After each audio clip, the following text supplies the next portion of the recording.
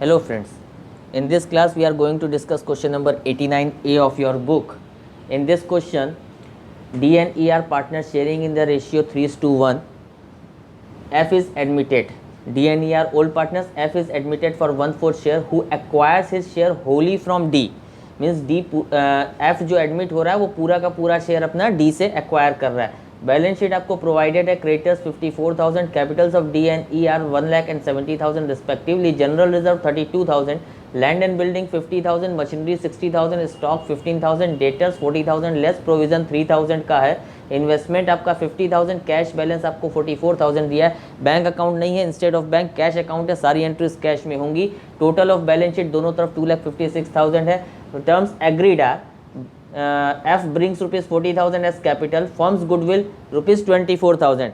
नहीं दिया है कि ये न्यू पार्टनर लेके आ रहा है गुडविल का पैसा कि नहीं लेके आ रहा है, तो हम ये मान के चलेंगे he is unable to bring, और एंट्री जो होगी वो करंट अकाउंट के थ्रू होगी. Land and building valued rupees 70,000, provision for doubtful debt in excess rupees 800. You have to decrease creditors by rupees 2,000, adjust the capital on the basis of NPSR, and whatever be the amount that is excess or deficit in their balance to make their capital in the new profit sharing ratio is made through current account. ध्यान दीजिएगा, अभी तक जो balance आता था, मतलब जो required और एडजस्टेड अमाउंट हम लोग निकालते थे कैपिटल में, और जो डिफरेंस होता था उसको कंपेयर करके हम लोग ये निकालते थे कि जो अमाउंट उसको विड्रॉ करना है बिजनेस से या उसको और इंट्रोड्यूस करना है to make his capital as per the new profit sharing ratio. तो ये जो अमाउंट होता था उसको हम लोग कैश के थ्रू एडजस्ट करते थे या बैंक के थ्रू एडजस्ट करते थे. नाउ अब वो न लेके आएगा न लेके जाएगा, जो भी डिफरेंस होगा उसका, that is whatever be the excess और deficit that will be there, ये एक्सेस और डेफिसिट जो ट्रांसफर होगा वो एडजस्ट होगा करंट अकाउंट के थ्रू. अगर आपको अभी भी क्लियर नहीं है ये, तो जब हम लोग इसको करेंगे तो फर्दर हम लोग इसको डिस्कस करेंगे. क्वेश्चन बहुत बड़ा नहीं है, छोटा सा क्वेश्चन है. What we have to make, तीन चीज़ें रिक्वायर्ड है इस क्वेश्चन में as usual, that is revaluation account, partners capital account and the balance sheet. So हम लोग इसको स्टार्ट करते हैं. Let's do it. So in revaluation account हम लोग ये देख रहे हैं कि लैंड एंड बिल्डिंग जो है वो 70,000 हो गया है, या लैंड एंड बिल्डिंग 50,000 का दिया हुआ है आपको. So increase in land and building. So by land and building account आपका यहाँ 20,000 आ गया जो इंक्रीज़ हुआ है. फिर provision for bad and doubtful डेब्ट एक्सेस है बाई 800 रुपीज़. यहाँ पे 3,000 का provision for bad and doubtful debts दिया है. यहाँ 800 रुपये से ये एक्सेस है. Provision that is liability. Liability अगर एक्सेस है, बढ़ी हुई है, तो हमें कम करनी है, तो डिक्रीज़ इन लाइबिलिटी भी आपकी यहीं पे आती है. आप सारी चीज़ फुल फॉर्म में लिखिएगा, कोई भी चीज़ शॉर्ट फॉर्म में आप मत लिखिएगा. 800 ये आ गया आपका. फिर क्रेडिटर्स को डिक्रीज़ करना है. Again decrease in creditor that is decrease in liability. Liability again यहीं पे डिक्रीज़ होगी. सो बाई क्रेडिटर आपका इधर आ गया. कितने से 2,000 रुपये से आपको क्रेडिटर को डिक्रीज़ करना है, ये इधर आ गया आपका. That is all in the revaluation account. और कोई एडजस्टमेंट्स दिया नहीं है, तो ये क्रेडिट साइड ज़्यादा है आपकी. So it is a profit. Profit transfer to किसको किसको, डी और ई को ओल्ड रेशियो में ट्रांसफ़र हो जाएगा. दैट इज़ 22,800 का प्रॉफिट है. और रेशियो कितना है आपका, 3:1 का रेशियो है. तो 3:1 के रेशियो में अगर हम डिवाइड करेंगे तो दैट इज़ 17,100 आ जाएगा, और 5,700 निकल के आ जाएगा. ये आपका डिस्ट्रीब्यूशन हो गया, ये आपका रिवैल्यूएशन अकाउंट कंप्लीट हो गया. अब इसके बाद हम लोग को कैपिटल अकाउंट बनाना है.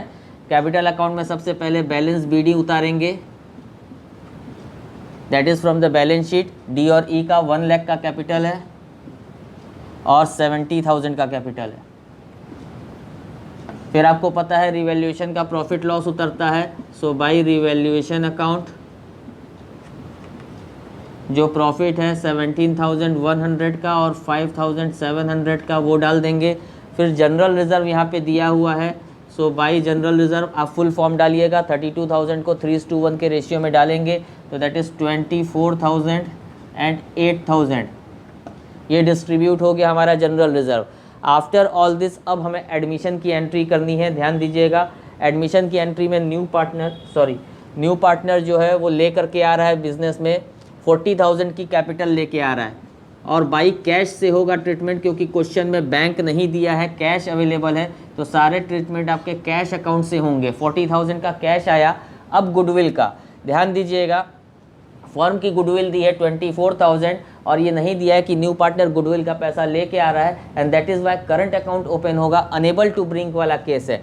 कितना रुपया, दैट इज़ 24,000 है और उसका शेयर 1/4 है, तो एफ अपने शेयर का दैट इज़ 1/4 6,000 रुपीज़ जो है उसको ब्रिंक करना था, जो अनेबल टू ब्रिंक कर रहा है, नहीं ला पा रहा है, तो इस पैसे को करंट अकाउंट के थ्रू वो पेमेंट करेगा। किसको पे करेगा? ओल्ड पार्टनर्स को सैक्रिफाइसिंग रेशियो में। बट ये भी यहाँ पे क्वेश्चन में डायरेक्टली लिखा है कि it is Holi acquired from D, मतलब एफ अपने पूरा का पूरा शेयर डी से ले रहा है, जिसमें ई का कोई कंट्रीब्यूशन नहीं है, ई कुछ भी सेक्रीफाइस नहीं कर रहा, पूरा पैसा डी सेक्रीफाइस कर रहा है, तो जो भी बेनिफिट मिलेगा वो पूरा का पूरा डी को मिलेगा। So that is what F's current account to D's capital account entry होती है। सो ये एफ्स करंट अकाउंट से डी में सिर्फ जाएगा। कितना रुपया जाएगा? जो डी को लेके आना था as a goodwill, that is premium for goodwill लाना था, वो नहीं ला पाया। कितना रुपया था? That is 1/4 of 24,000, that is 6,000। यहाँ हमने कोई एनपीएसआर निकाला नहीं है और नहीं हमने यहाँ पे सेक्रीफाइसिंग आपको निकाल के दिखाया है। क्वेश्चन से क्लियर है कि पूरा का पूरा पैसा डी कंट्रीब्यूट कर रहा है, पूरा शेयर डी कंट्रीब्यूट कर रहा है एफ को, and that is why no need to calculate further. आप चाहो तो कैलकुलेट करोगे, क्योंकि जब आपको कैपिटल एडजस्टमेंट करना होगा तो आपको चाहिएगा। हमने ये आपके ऊपर छोड़ दिया कि ये शेयर कितना निकल के आएगा, आप कैलकुलेट कीजिएगा। 2:1 ये शेयर निकल के आएगा। सो यहाँ पे ये एडजस्टमेंट गुडविल का भी हो गया, मीन्स आपके सारे एडजस्टमेंट्स हो गए एडमिशन के। अब इसको हम बैलेंस करेंगे। बैलेंस किया हमने 31,47, 1,47,100 ये आ गया आपका।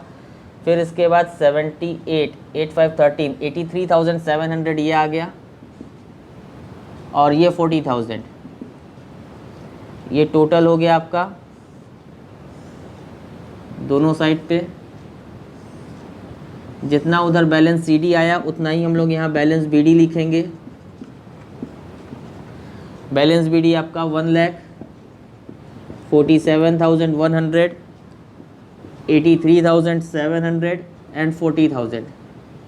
अब आपको क्या करना है? Capital adjustment. न्यू एनपीएसआर आपके लिए हमने छोड़ दिया था, आप कैलकुलेट कीजिए। 2:1 न्यू एनपीएसआर आएगा, और न्यू पार्टनर जो कैपिटल लेके आ रहा है वो 40,000 for 1/4 share. So total capital of firm, total firm की कैपिटल कितनी आ जाएगी? That is 40,000 into 4/1, that is 1,60,000 की निकल के आएगी। इसको हम तीनों पार्टनर में उनके प्रॉफिट शेयरिंग रेशियो में बांटेंगे रिक्वायर्ड कैपिटल के लिए। सो दैट इज़ 80,000, 40,000, 40,000 रेशियो है 2:1 के रेशियो में हमने बांट दिया, जो एनपीएसआर निकल के आएगा। This is the required amount. And available कितनी है आप ये देखो, अभी है आपके पास 1,47,100 की इसकी है, 83,700 की इसकी है, और इसकी 40,000 तो रहनी है, इसी के बेसिस पर कैलकुलेट हुआ है। सो आप यहाँ देखो कि चाहिए थी 80,000 और है कितनी? 1,47,100, मीन्स इसको डिक्रीज़ करनी होगी अपनी कैपिटल। तो अगर ये कैश के थ्रू एडजस्टमेंट होता तो ये विड्रॉ कर लेता अपनी कैपिटल को, बट क्योंकि यहाँ कैश के थ्रू नहीं होना है, करंट अकाउंट ओपन करना है। That is the change in the question. जो प्रीवियस क्वेश्चन में हम लोग करते थे उससे ये चेंज है। कितना चेंज इसमें डालना है आपको इसमें से माइनस करना होगा 67,100। जब हम ये माइनस करेंगे तो आप ये देखो ये 80,000 निकल के आ जाएगा। That is what required to you. तो 67,100 को हमें डिक्रीज़ करना है फ्रॉम दिस कैपिटल। सो हम इसको करंट अकाउंट के थ्रू करेंगे। To current account 67,100। अब इसके कारण ये इम्पैक्ट जो पहले पड़ता था आपके कैश या बैंक बैलेंस पर इम्पैक्ट डालता था, अब यहाँ ये कैश या बैंक पे कोई इम्पैक्ट नहीं डालेगा। ये बैलेंस शीट का आइटम हो गया। कहाँ जाएगा? हम लोग जब बैलेंस शीट बनाएंगे तो डिस्कस करेंगे। ये करंट अकाउंट में चला गया।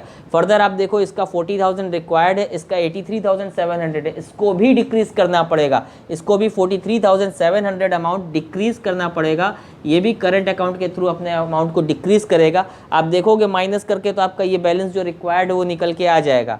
मीन्स जब अब आप बैलेंस सीडी निकालोगे तो ये आ जाएगा आपका 80,000 का, ये आ जाएगा आपका 40,000 और ये 40,000। दैट मीन्स हाउ ये एडजस्ट हो गया। यही चीज़ पहले हम लोग कैश या बैंक अकाउंट के थ्रू एडजस्ट करते थे, विड्रॉ कराते थे, ब्रिंग इन करते थे। अब यहाँ कैश की जगह या बैंक की जगह आपको सीधे करंट अकाउंट लिखना है। अगर इसको इंट्रोड्यूस भी करना पड़ता, मतलब अगर ये पैसा लाना होता तो तो हम पैसा तो नहीं लेके आते, हम यहाँ बाई करंट अकाउंट के थ्रू एंट्री कर देते हैं अगर किसी को इंक्रीज करनी होती कैपिटल, क्योंकि कैपिटल डिक्रीज करनी थी इस क्वेश्चन के थ्रू, इस क्वेश्चन में, तो इसलिए हम लोग ने इसको करंट अकाउंट इधर लेके गए और यही चीज़ यहाँ पे इंक्रीज करना होता है तो बाई करंट अकाउंट आ जाता है। This is how capital account form हुआ। अब हम लोग नेक्स्ट इसमें बैलेंस शीट फॉर्म करेंगे और देखते हैं कि बैलेंस शीट में इस करंट अकाउंट का क्या इम्पैक्ट निकल करके आता है। Let's see in the balance sheet. आपका क्रेडिटर्स में कोई चेंज था, 2000 का चेंज था आपका क्रेडिटर्स में, 54,000 में से 2000 माइनस हो गया, 52,000 का क्रेडिटर्स आ गया। कैपिटल्स एज इट इज़ आपकी उतर गई। लैंड एंड बिल्डिंग आपकी 70,000 हो गया था, 20,000 इंक्रीज़ हुआ था। मशीनरी पे कोई चेंज नहीं था आपका, स्टॉक में कोई चेंज नहीं था, एज इट इज़ आ गया। डेटर्स 40,000 का आपका बैलेंस शीट में दिया था, 3,000 का आपका प्रोविज़न दिया था, एंड इट इज़ हियर कि 800 का प्रोविज़न रिड्यूस करना था, तो प्रोविज़न रिड्यूस किया, 3,000 में से 800 रिड्यूस कर दिया, 2200 का प्रोविज़न आ गया। सो बैलेंस आपका डेटर का ये आ गया। इन्वेस्टमेंट 50,000 एज इट इज़ आ गया। कैश पे ध्यान दीजिएगा, कैश में यहाँ क्या ट्रीटमेंट होगा। कैश आपका यहाँ अवेलेबल है 44,000 का, 40,000 की कैपिटल वो ले करके आया, दैट इज़ 84,000। कोई गुडविल का पैसा ऐड नहीं होगा, कोई इसका एडजस्टमेंट जो कैपिटल का हुआ इसका कोई पैसा ना ऐड होगा ना डिक्रीज होगा, क्योंकि गुडविल भी कैश में नहीं आई है, एज वेल एज कोई कैश में एडजस्टमेंट्स भी नहीं हुए हैं, एंड देयरफॉर जो भी पैसा है सिर्फ और सिर्फ कैपिटल का पैसा 40,000 ये इसमें ऐड हो गया कैश में, दैट इज़ 84,000 हो गया। फर्दर अनेबल टू ब्रिंग था, तो एफ का करंट अकाउंट आया था, आपको पता होगा जो भी करंट अकाउंट है वो एसेट साइड में यहाँ पे नोटेड डाउन होता है, तो यहाँ अगर करंट अकाउंट है तो वो एसेट साइड में नोट हुआ। सो ऑब्वियस सी बात है, आप यहाँ ध्यान दीजिएगा कि जब इधर करंट अकाउंट ये आया इन दोनों का, तो ये करंट अकाउंट इधर लाइबिलिटी में नोट होगा। सीधा सा लॉजिक है। Current account is a form of capital account, आपको पता होगा, फंडामेंटल्स जब आपने पढ़े थे तो आपने देखा होगा कि करंट अकाउंट और कैपिटल अकाउंट बनाते थे। कैपिटल और करंट अकाउंट का नेचर ये होता था कि अगर दोनों अकाउंट बन रहा है तो ये विजुलाइज कर रहा है there is a fix capital account system, and for that reason capital और करंट जो लॉजिक से बनते हैं वो सेम होते हैं, सिमिलर लॉजिक होते हैं। सो अगर वही चीज़ अगर आप देख लो, ना आपको दिमाग ज़्यादा लॉजिक लगाना हो, सो फॉर सिंपल रीजन कि अगर कैपिटल इस साइड आ रही है और ये इस साइड उतर रही है लाइबिलिटी में, तो अगर करंट अकाउंट भी इस साइड आ रहा है तो उसका भी बैलेंस यहाँ उतरेगा। इसको हम लोग क्रेडिट बैलेंस कैपिटल का और क्रेडिट बैलेंस कहते हैं, डेबिट बैलेंस नहीं कहते हैं। लेजर जब बनाओगे करंट अकाउंट का, जो बैलेंस आएगा निकल के आपके पास वो क्रेडिट साइड में आएगा, एंड देयरफॉर उसके हिसाब से ये क्रेडिट बैलेंस कहा जाता है। कई बार बच्चों का ये डेबिट में आ गया, बच्चे जब आंसर टैली करते हैं तो कहते हैं अरे आंसर में तो ये चीज़ क्रेडिट में लिखी है, हमारा आंसर गलत है। दैट इज़ नॉट सो, ये क्रेडिट बैलेंस ही है। किसका? करंट अकाउंट का क्रेडिट बैलेंस है। ये तो हम कैपिटल अकाउंट बना रहे हैं ना, उसमें ये डेबिट में आया है। जब आप इसको बनाओगे, करंट अकाउंट बनाओगे, तो उसमें जब ये चीज़ ट्रांसफ़र करके लेके जाओगे तो ये क्रेडिट साइड में आएगा आपका, और उस बैलेंस की ये क्रेडिट साइड की बात कर रहा है। सो आंसर में जो क्रेडिट बैलेंस दिया है this is same, this is यही बैलेंस है जो यहाँ डेबिट में आया है।